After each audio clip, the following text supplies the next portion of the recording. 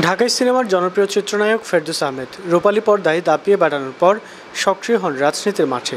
প্রথমবারের মতো জাতীয় সংসদ নির্বাচনে ঢাকা 10 আসনে আওয়ামী লীগের নৌকা প্রতীক নিয়ে জয়লাভ করেছিলেন তিনি।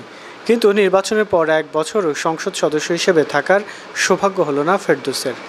ছাত্র জনতার এক দফা দাবির জেরে গত 5 আগস্ট পদত্যাগ করে দেশ ছেড়ে পালিয়েছেন প্রধানমন্ত্রী শেখ হাসিনা। শুধু তিনিই নন, তার দেশ ত্যাগের খবরের পর সরকারের অনেক মন্ত্রী এমপিরাও দেশ ছাড়েন। সেই সঙ্গে ভেঙে দেওয়া হয় সংসদও।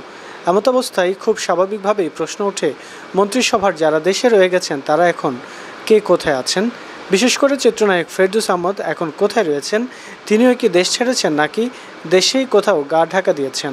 সূত্র হতে জানা গেছে, গত 4 আগস্ট রাত পর্যন্ত ঢাকাতেই অবস্থান করছিলেন ফেরদৌস। এর 2 দিন আগে ভিটিভিতে হাজির হয়ে টেলিভিশন চ্যানেলটির উপর হামলা নিয়ে প্রতিবাদ জানিয়েছিলেন তিনি। কিন্তু গত 5 আগস্ট থেকে খুঁজে পাওয়া যাচ্ছে না ফেরদৌসকে। এমনকি তার ব্যবহৃত মোবাইল নম্বরটিও বন্ধ পাওয়া যাচ্ছে। তার ফেসবুক অ্যাকাউন্টেও 4 আগস্টের পর কোনো স্ট্যাটাস শেয়ার করতে দেখা যায়নি।